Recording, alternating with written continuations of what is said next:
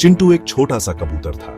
वो एक गांव में रहता था, एक बड़े से जंगल के पास। चिंटू बाकी कबूतरों जैसा नहीं था। उसके सपने बड़े थे। वो दूर उड़ना चाहता था, नदी पार करना चाहता था और पूरी दुनिया देखना चाहता था। माँ, एक दिन मैं बहुत ऊंचा उड़ूंगा, चिंटू कहता था। उसकी माँ, जो एक समझदार कबूतरी थी, मुस्कुराती।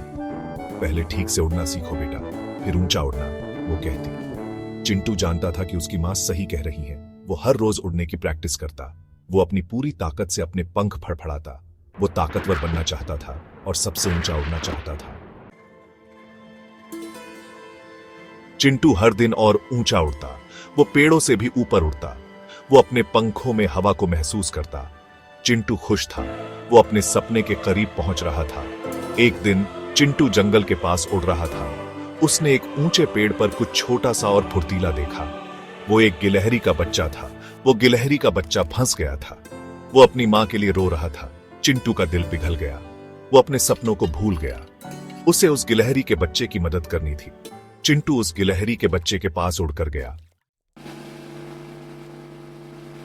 घबराओ मत छोटे, चिंटू ने प्यार से कहा। गिलहरी का बच्चा बड़ी बड़ी डरी हुई आंखों से चिंटू को देख रहा था। चिंटू जानता था कि उसे जल्दी से कुछ करना होगा।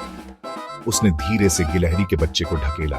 आहिस्ता आहिस्ता उसने गिलहरी के बच्चे को पेड़ के तने की तरफ ढकेला। गिलहरी का बच्चा पेड़ के तने से चिपक गया। वो धीरे धीरे नीचे उतरने लगा। आखिरकार वो सुरक्षित जमीन पर पहुंच गया। गिलहरी की मां दौड़ती हुई आई। उसने अपने बच्चे को गले लगा लिया। उसने चिंटू की तरफ देखा और शुक्रिया करते हुए आवाज निकाली। चिंटू ने एक अलग ही खुशी महसूस की। उसने किसी की मदद की थी।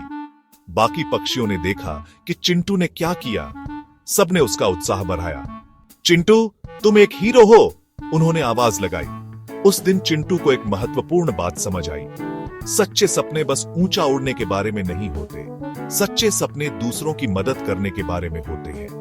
और जब हम दूसरों की मदद करते हैं तो हमारे अपने सपने सबसे खूबसूरत तरीके से उड़ान भरते हैं।